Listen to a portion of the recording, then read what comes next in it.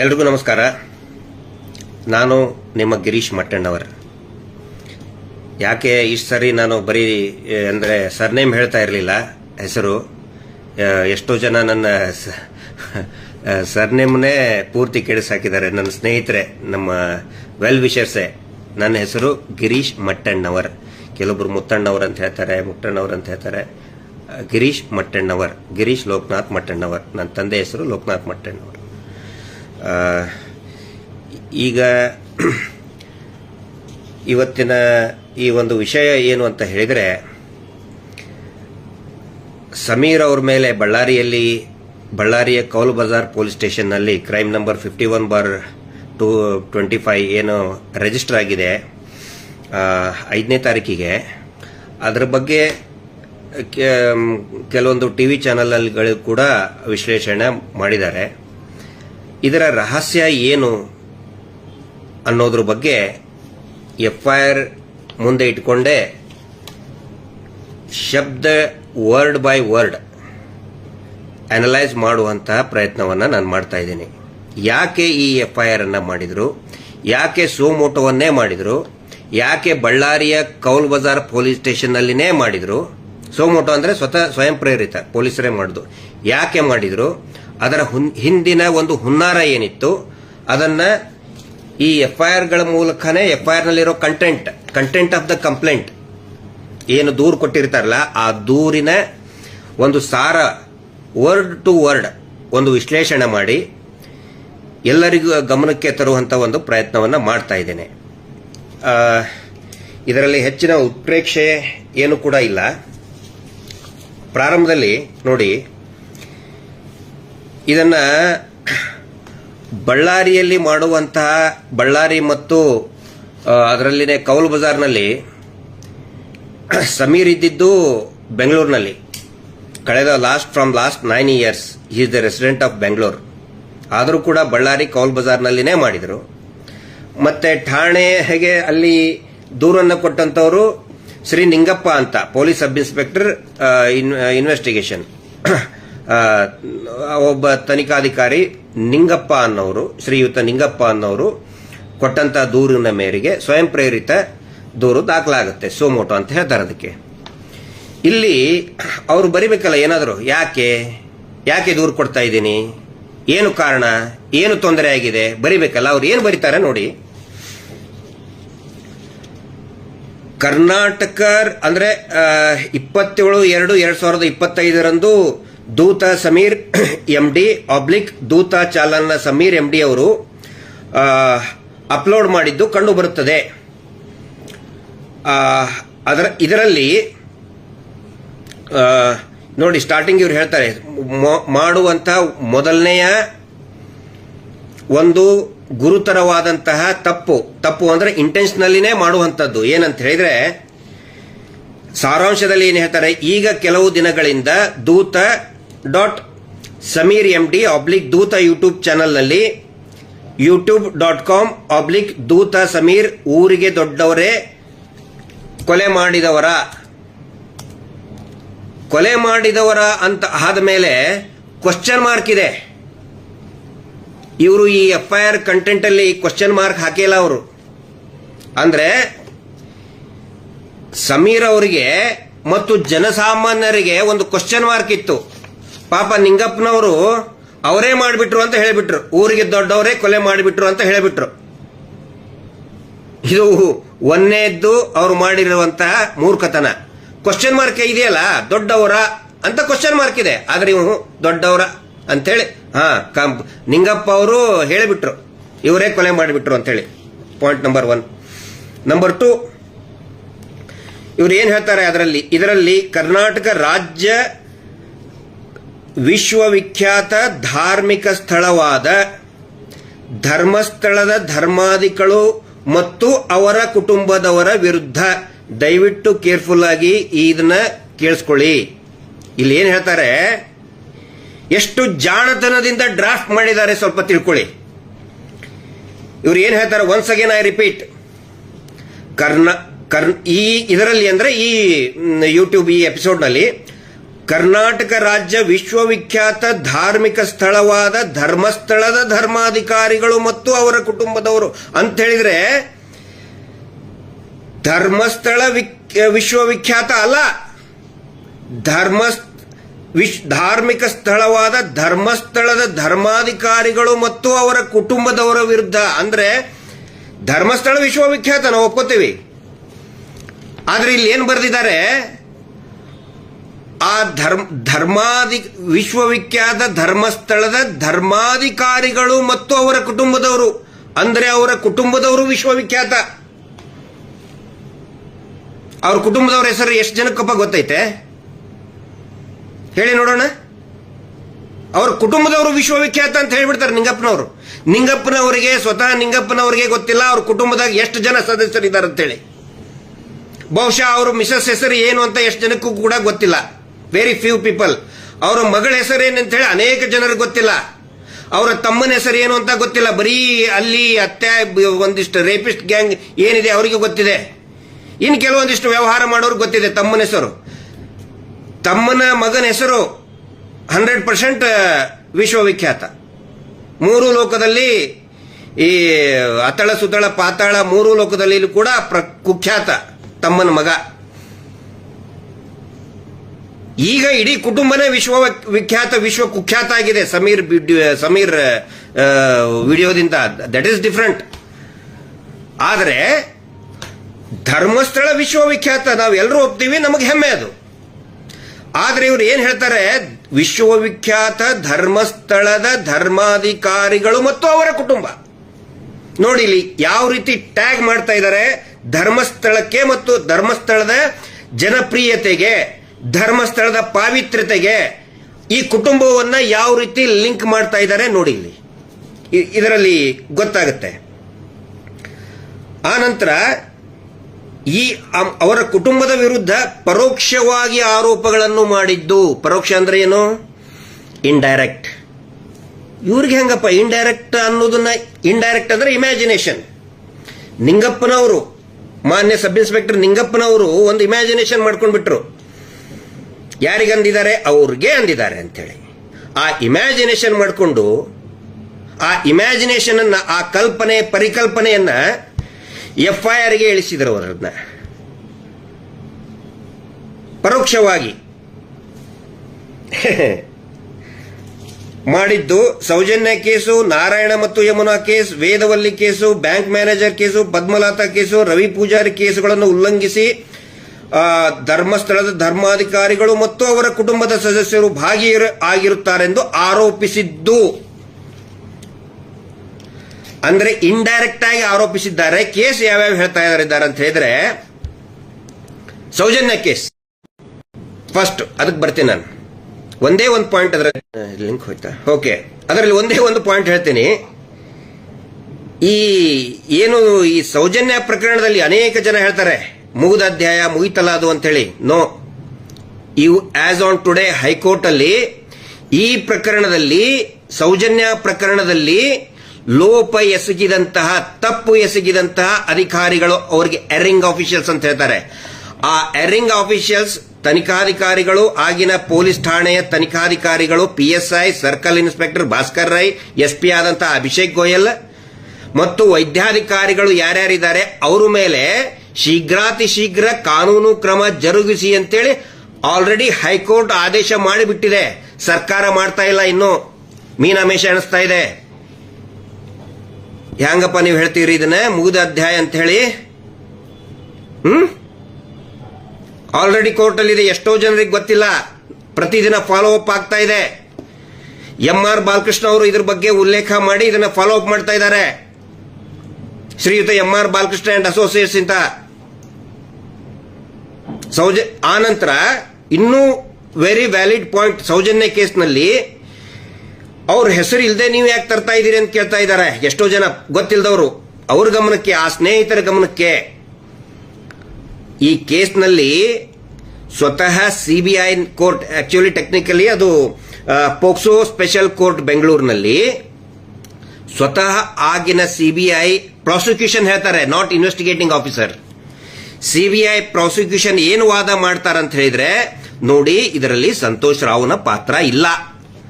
ಅವನ ಹೊರತುಪಡಿಸಿ ಇನ್ನೂ 3-4 ಜನ ಇದ್ದಾರೆ. ಆ 3-4 ಜನ ಯಾರು? 1 2 3 4 ಎಲ್ಲ ಬರೆದಿದ್ದಾರೆ, ಹೆಸರು ಕೂಡ ನೇಮ್ ಇದೆ. ಬರೋದು ನೋಡಿ ಸ್ವಾಮಿ, ಈ 3-4 ಜನರನ್ನು ಕೂಡ ತನಿಖೆ ಮಾಡಬೇಕು, ಅವಕಾಶ ಕಲ್ಪಿಸಿಕೊಡಿ ಅಂತ ಕೇಳಿದಾಗ ಆ ಸ್ಪೆಷಲ್ ನ್ಯಾಯಾಲಯದ, ವಿಶೇಷ ನ್ಯಾಯಾಲಯದ ಮಾನ್ಯ ನ್ಯಾಯಾಧೀಶರು ಅನುಮತಿಯನ್ನು ಕೂಡ ಕೊಟ್ಟಿದ್ರು. ಎಸ್, ನಿಮ್ಮ ವಾದ ಸರಿ ಇದೆ. ಆ ಸಂತೋಷ್ ರಾವ್ನನ್ನ ಹೊರತುಪಡಿಸಿ ಇನ್ನು ಉಳಿದಂತಹ 4 ಜನ, ಅದರಲ್ಲಿ ಉದಯ್ ಜೈನ್, ಮಲ್ಲಿಕ್ ಜೈನ್, ಧೀರಜ್ ಜೈನ್ ಮತ್ತಿನ್ನೊಬ್ಬ ಭಯಂಕರ ಚಿಕ್ಕ ಮಗು, ಇವ್ರು ಹೇಳ್ತಾರೆ ನಮ್ಮ ಪರಿವಾರದ ಮಗು, ಅಮೆರಿಕಾದಲ್ಲಿದ್ದಂತ ಮಗು, ಎಲ್ಲರನ್ನೂ ಕೂಡ ಕರ್ಕೊಂಡು ಬಂದು ಅವರನ್ನ ತನಿಖೆ ಮಾಡಿ ಅಂತೇಳಿ ಸ್ಪೆಷಲ್ ಕೋರ್ಟೇ ಹೇಳಿತ್ತು. ಆಲ್ರೆಡಿ ನಾವು ಮರು ತನಿಖೆ ಮಾಡಿ ಅಂತ ಹೇಳ್ತಾ ಇದೀವಲ್ಲ, ಮರು ತನಿಖೆ ಈಗ 4 ವರ್ಷದ ಹಿಂದೆನೆ ಮಾಡಿಬಿಟ್ಟಿದೆ, ಆದೇಶ ಆಗಿಬಿಟ್ಟಿತ್ತು ಅವಾಗ ಸ್ಪೆಷಲ್ ಕೋರ್ಟ್ ಅಲ್ಲಿ. ನೀವು ಹೇಳ್ತಿರಲ್ಲ, ಯಾಕೆ ನೀವು ಸುಮ್ಮನೆ ಆರೋಪ ಮಾಡ್ತೀರಿ ಅಂತ ಹೇಳಿ. ನಾವು ಹೇಳಿಲ್ಲ, ಸ್ವತಃ ಸಿಬಿಐ ಪ್ರಾಸಿಕ್ಯೂಷನ್ ಹೇಳಿತ್ತು. 319 ನಲ್ಲಿ ಅಪ್ಲಿಕೇಶನ್ ಕೊಟ್ಟು ಪೆಟಿಷನ್ ಫೈಲ್ ಮಾಡಿದಾಗ ಸ್ವತಃ ಜಡ್ಜ್ ಸಾಹೇಬ್ರೆ yes you are correct prosecutor ಅಂತ ಹೇಳಿ ತನಿಖೆಗೆ ಆದೇಶನೇ ಮಾಡಿತ್ತು. ಆದರೆ ಇವರು ಏನ್ ಮಾಡಿದ್ರು, ಆ ಆದೇಶಕ್ಕೆ ಮಾನ್ಯ ಕರ್ನಾಟಕ ಹೈಕೋರ್ಟಿಗೆ ಅಪೀಲ್ ಹೋದ್ರು. ಅಪೀಲ್ ಹೋದ್ಮೇಲೆ ಅಲ್ಲಿ ಸ್ಟೇ ತಗೊಂಡು ಬಂದ್ರು. ಅಂದ್ರೆ ಕೆಳಗಿನ ನ್ಯಾಯಾಲಯ, ಸೆಷನ್ ಕೋರ್ಟ್ ಸ್ಥಾನಮಾನ ಇರುವಂತಹ ಆ ಸ್ಪೆಷಲ್ ಕೋರ್ಟ್ಗೆ, ಅದರ ಮೇಲ್ಗಡೆ ಇರೋದು ಅಪಿಲೇಟ್ ಅಥಾರಿಟಿ ಇರೋದು ಹೈಕೋರ್ಟ್ ನಲ್ಲಿ ಸ್ಟೇ ತಗೊಂಡು ಬಂದ್ರು ಇವರು. ಈ ಯಾರು ಉದಯ್ ಜೈನ್ ಅಂದ್ರೆ ಅವ್ರಿಗೇನೋ ಇದನ್ನಿಲ್ಲ, ಬಟ್ ಅವ್ರ ಮೇಲೆ ಕಾಪಾಡ್ತಾ ಇದಾರಲ್ಲ ಅವ್ರಿಗೆ ಒಬ್ರು ದೇವಮಾನ್ ಅವರು, ಅವರ ಅಡ್ವೊಕೇಟ್ ಗಳನ್ನ ಇಟ್ಟು ಅವರ ಮನೆಯ ಮಗು ಮತ್ತು ಈ 3 ಜನ ಗ್ಯಾಂಗ್ ಏನಿದೆ ಅವ್ರನ್ನ ರಕ್ಷಣೆ ಮಾಡೋದಕ್ಕೋಸ್ಕರ ಈ ಆದೇಶದ ಮೇಲೆ ಸ್ಟೇ ತಗೊಂಡು ಬಂದಿದ್ದಾರೆ. ಕ್ಲೀನ್ ಚಿಟ್ ಕೊಟ್ಟಿಲ್ಲ.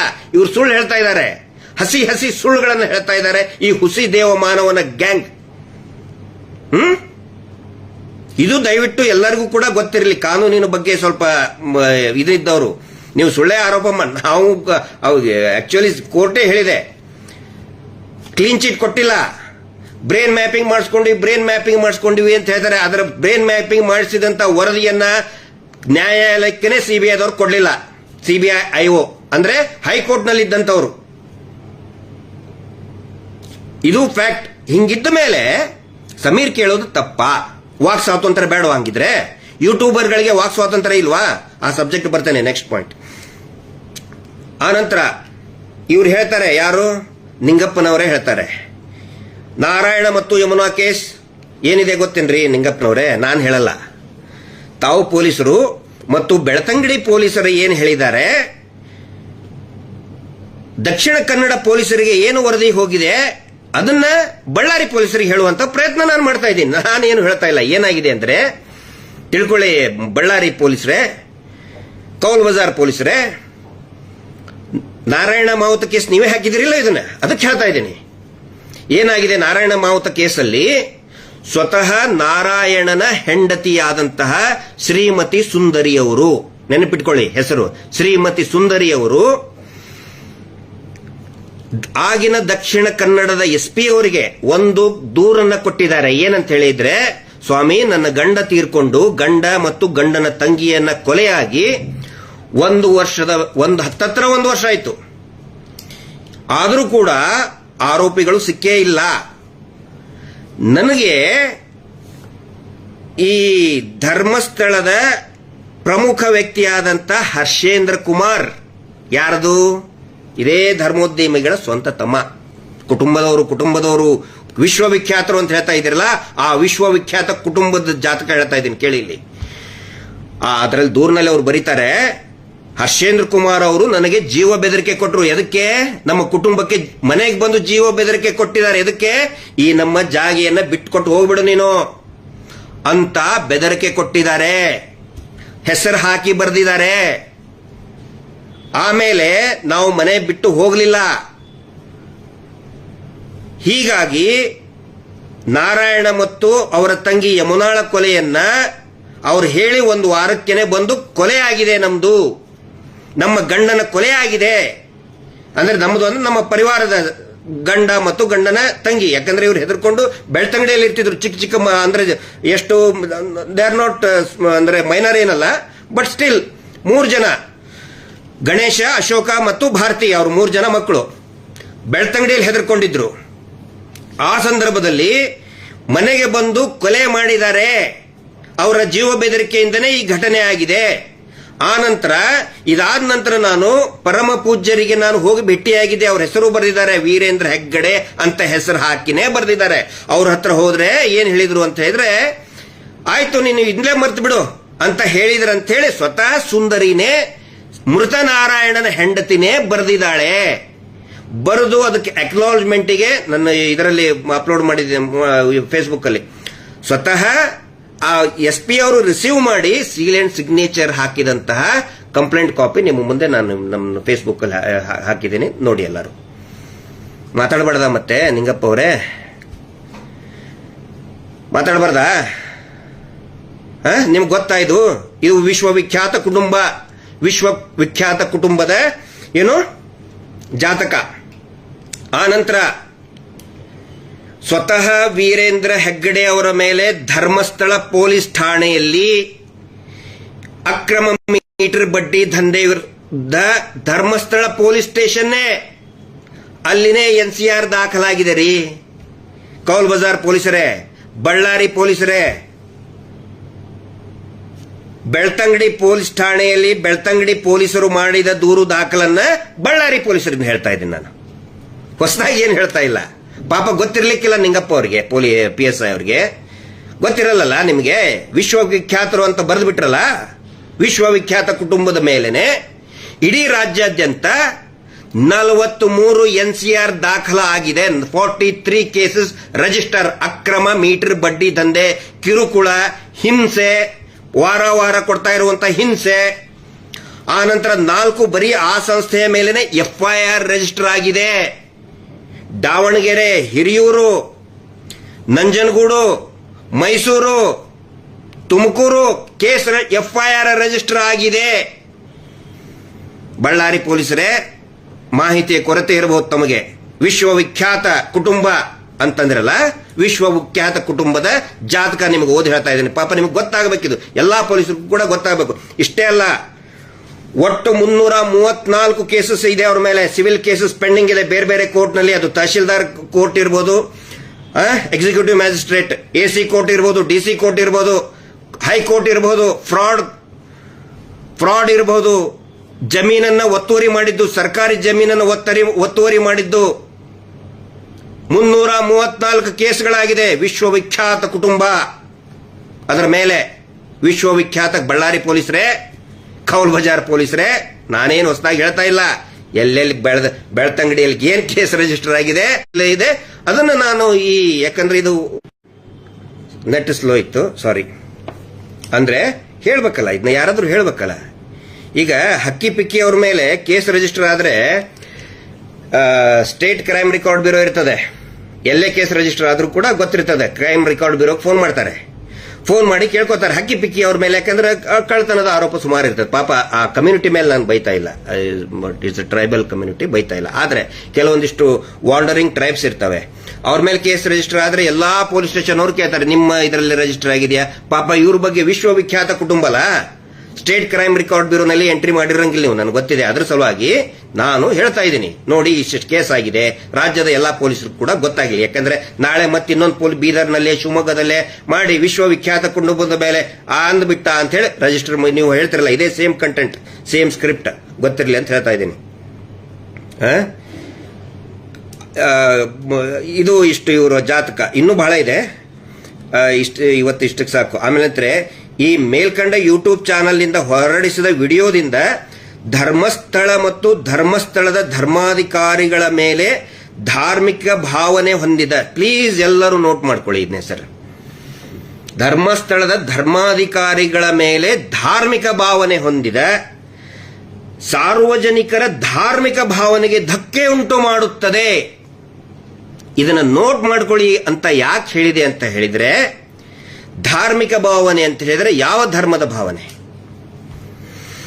ಸ್ವತಃ ಸನ್ಮಾನ್ಯ ವೀರೇಂದ್ರ ಹೆಗ್ಗಡೆ ಅವರು ಹೇಳಿದ್ದಾರೆ, ಸುಪ್ರೀಂ ಕೋರ್ಟ್ನಲ್ಲಿ ಅಫಿಡವಿಟ್ ಕೊಟ್ಟು ಹೇಳಿದ್ದಾರೆ.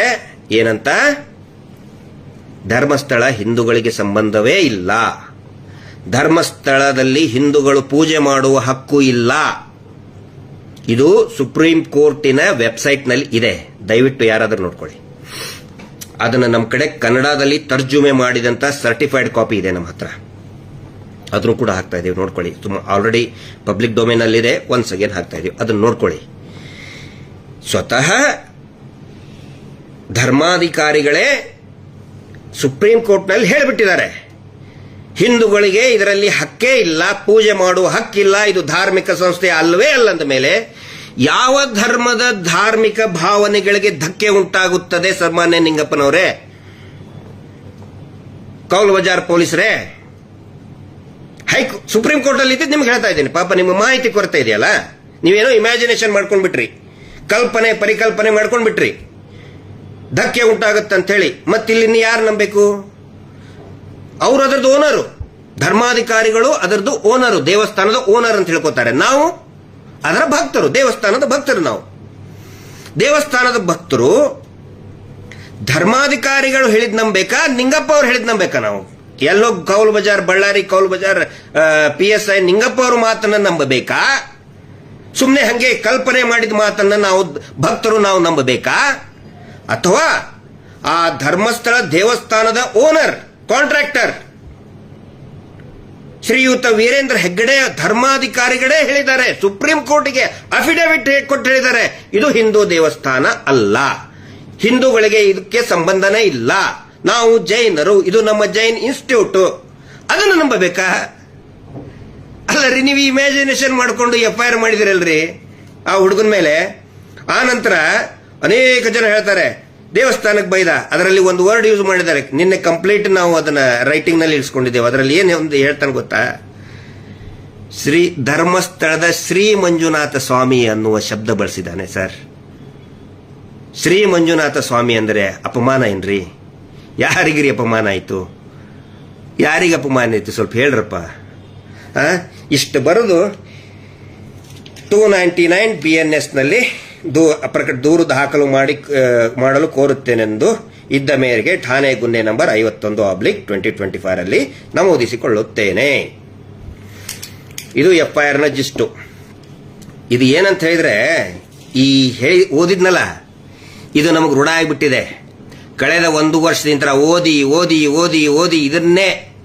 ಮಹೇಶ್ ಶೆಟ್ಟರ್ ಮೇಲೆ 13 ಕೇಸು, ಎಲ್ಲಾ 13 ಕೇಸ್ನಲ್ಲಿ ಫಸ್ಟ್ ಪ್ಯಾರಾ ಬರೋದು ಇದೇ ಸೇಮ್ ಸ್ಕ್ರಿಪ್ಟ್. ವೇದವಲ್ಲಿ ಕೇಸ್ ಆದಾಗೂ ಕೂಡ ಸೇಮ್ ಇದೇ ಸ್ಕ್ರಿಪ್ಟ್. 79ರಲ್ಲಿ, 87, 88ರಲ್ಲಿ ಪದ್ಮಲತಾ ಕೇಸ್ ಆದಾಗ ಸೇಮ್ ಇದೇ ಸ್ಕ್ರಿಪ್ಟ್.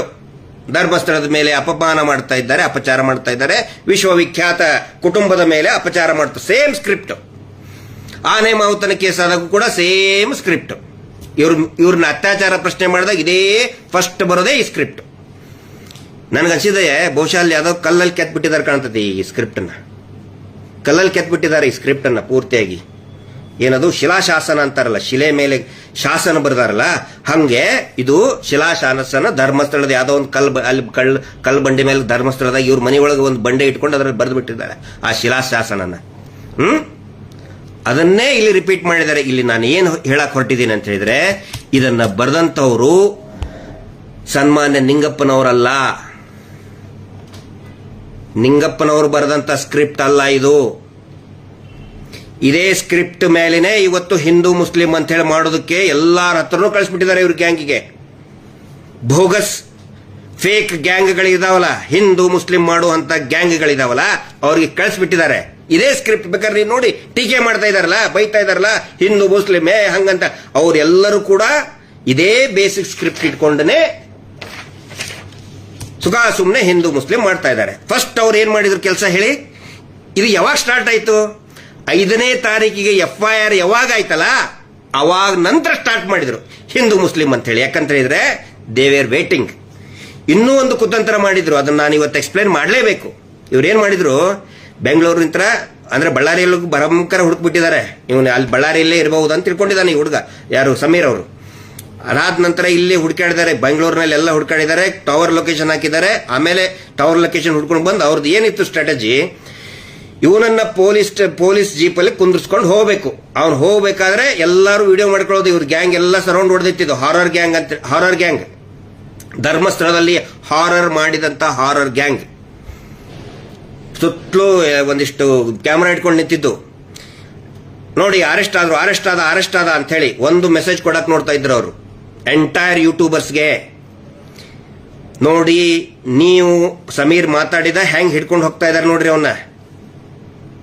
ಒಂದು ಮೆಸೇಜ್ ಕೊಡೋರಿದ್ರು. ಅಷ್ಟೇ ಅಲ್ಲ, ಬಳ್ಳಾರಿ ಕೌಲ್ ಬಜಾರ್ ನಾನು ಹೋಗಿದ್ದೇನೆ ಇಲ್ಲಿ ಸುಮಾರು ಸಾರಿ. ಅತಿ ಹೆಚ್ಚು ಮುಸ್ಲಿಂ ಸಮುದಾಯ ಇರುವಂತಹ ಜ್ಯೂರಿಸ್ಡಿಕ್ಷನ್ ಇರ್ತಕ್ಕಂಥ ಪೊಲೀಸ್ ಠಾಣೆ ಆ ಏರಿಯಾದು. ಅಲ್ಲಿ ಎಷ್ಟೋ ಜನಕ್ಕೆ ಹೇಳಿಟ್ಟಿದ್ರು. ನನಗೆ ನಿನ್ನೆ ಸಮೀರ್ ಹೇಳಿದ, ಅವನು ಫೋನ್ ಮಾಡಿ ಹೇಳ್ತಾ ಇದ್ರು, ನೀ ಬಾ ನಾವು ನೋಡ್ಕೋತೀವಿ, ತುಮಾರೆ ಹಮ್ ದೇಖ್ ಲೆಂಗೆ ಇದರ್, ಪೊಲೀಸ್ ಕ್ಯಾ ಕರ್ತೆ, ಹಮ್ ಐಸಾ ಕರ್ತೆ. ಪಾಪ ಅವ್ನಿಗೆ ಗೊತ್ತಿಲ್ಲ, ಸಮೀರ್ ಗೊತ್ತೇ ಇಲ್ಲ ಇದೇನು. ಅಲ್ಲಿ ಹೋಗೋದು ಒಂದಿಷ್ಟು ಜನರ ಕಡೆ ಅಂತಾರೆ ಜೋರಾಗಿ ಕೂಗಾಡ್ಸೋದು, ಒದರಾಡ್ಸೋದು. ಯಾಕಂದ್ರೆ ಪ್ರೋಕ್ ಆಗಿಬಿಡ್ತಾರೆ. ಓ ನಮ್ಮ ಹುಡುಗ ದೇಖ್ ರೇ ಹಮಾರೆ ಬೈಕು ಲೇಕೆ ಆಯೆ ಮಾರ್ ರೇ ಐಸಾ ಕರ್ರೆ ಅಂತೇಳಿ ಫುಲ್ ಅದನ್ನೆಲ್ಲ ಶೂಟಿಂಗ್ ಮಾಡಿ ನೋಡ್ರಿ ಪೊಲೀಸರ ಮೇಲೆ ದಾಳಿ ಮಾಡಿದ್ರು. ಈ ಕಡೆ ಹಿಂದೂ ಧರ್ಮದ ಮೇಲೆ ದೇವಸ್ಥಾನದ ಮೇಲೆ ದಾಳಿ ಮಾಡ್ತಾ ಬೈತಾನೆ, ಅಲ್ಲಿ ಪೊಲೀಸರ ಮೇಲೆ ಕಲ್ಲೆಸಿತಾರೆ. ಏನಿದು, ಎಲ್ಲಿದೆ ಹಿಂದೂಗಳು, ಎಲ್ಲಿದಿರಿ ಅಂತೇಳಿ ಕೂಗಾಡಿಬಿಡುದು ಎಲ್ಲ ಇದರಲ್ಲಿ. ಮತ್ತೆ ಇಡೀ ರಾಜ್ಯದಲ್ಲಿ ಒಂದು ದಂಗೆ. ಆ ಒಂದೇ ಅದೇನೋ ಅಂತ ಹೇಳ್ತಾರೆ, ಒಂದೇ ಕಲ್ಲಲ್ಲಿ ಹಂಗ ದಂಗೆ ಎಬ್ಬಿಸಿ ಇಡೀ ಸೌಜನ್ಯ ಹೋರಾಟದ ಕಿಚ್ಚನ್ನ ಆರಿಸಿಬಿಡಬೇಕು ಒಂದನೇದ್ದು. ಆ ನಂತರ ಯೂಟ್ಯೂಬರ್ಸ್ಗಳಿಗೆ ಒಂದು ಮೆಸೇಜ್ ಕೊಡೋದು, ನೀವೇನಾದ್ರೂ ನಮ್ಮ ವಿರುದ್ಧ ಮಾತಾಡಿದ್ರೆ ಇದೇ ಪರಿಸ್ಥಿತಿ. ಕಳೆದ 13-12 ವರ್ಷದಿಂದ ಇದೇ ಮಾಡಿದ್ದಾರೆ ಇವರು ಯೂಟ್ಯೂಬರ್ಸ್ಗಳಿಗೆ ಹೆದರಿಸಿ. ಸುಮಾರು ಪಾಪ ಯೂಟ್ಯೂಬರ್ಸ್, ಎಷ್ಟು ಜನ ಯೂಟ್ಯೂಬರ್ಸ್ ರೆಡಿ ಇದ್ರು ಈ ರೀತಿ ಪೊಲೀಸ್ ಸ್ಟೇಷನ್ ಹೆದರ್ಸೋದು. ಇನ್ನು ಕೆಲವೊಂದಿಷ್ಟು ಜನಕ್ಕೆ ಆಮಿಷ ಕೊಟ್ಟರು, ಬಿಸ್ಕೆಟ್ ಎಸೆದ್ರು, ಹೋದ್ರು. ಓಕೆ, ನೋ ಪ್ರಾಬ್ಲಮ್, ನಮ್ಗೇನು ಇದನ್ನಿಲ್ಲ. ಕೆಲವೊಬ್ರದ್ದು ಅನಿವಾರ್ಯತೆ ಇರ್ತದೆ, ನಾವು ಅವ್ರಿಗೇನು ಬಯಲ್ಲ. ಆದ್ರೆ ಈ ಒಂದು ತಂತ್ರಗಾರಿಕೆ ಒಂದು ಏಟಲ್ಲಿ 2 ಹಕ್ಕಿಗಳನ್ನ ಹೊಡೆಯೋದಕ್ಕೆ ಹೋಗಿ ಸಿಕ್ಕಾಪಟ್ಟೆ ಏಟು ತಿಂದ್ಕೊಂಡು ಸುಮ್ಮನೆ ಕುತ್ಕೊಂಡಿದ್ದಾರೆ. ಈಗ ಸುಮ್ಮನೆ ಕುತ್ಕೋಬೇಕು. ಹಿಂದೂ ಮುಸ್ಲಿಂ ಅಂತ ಮಾಡೋರು ಸುಮ್ಮನೆ ಕುತ್ಕೋಬೇಕು. ನಾನು ಹಿಂದೂ ಮುಸ್ಲಿಂ ಅಲ್ಲ. ನಾನು ಹೆಮ್ಮೆ ಇದೆ ನನಗೆ ಹಿಂದೂ ಅಂತ ಹೇಳ್ಕೊಳ್ಳೋಕೆ. ನಾನೊಬ್ಬ ಭಾರತೀಯ ಮತ್ತು ನಾನೊಬ್ಬ ಹೆಮ್ಮೆಯ ಹಿಂದೂ. ನಾನು ಹಿಂದೂ ಮುಸ್ಲಿಂ ಅಲ್ಲ.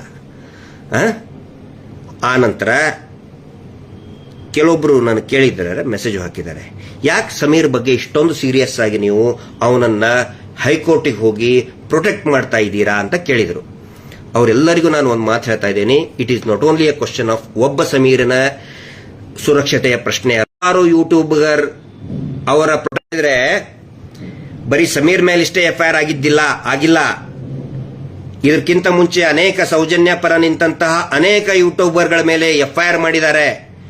ನಮ್ಮ ಕೂಡ್ಲಾರಂಪೆ ಸಂಚಾರಿ ಸ್ಟುಡಿಯೋ, ಆಮೇಲೆ ಟೋಟಲ್ 39 ಯೂಟ್ಯೂಬ್ಗಳನ್ನ ಬ್ಲಾಕ್ ಮಾಡಿದ್ದಾರೆ. ಅದಕ್ಕಿಂತ before 82 TV YouTuber including TV ಚಾನೆಲ್ಗಳಿಗೆ ನೋಟಿಸ್ಗಳನ್ನ ಕೊಟ್ಟಿದ್ದಾರೆ.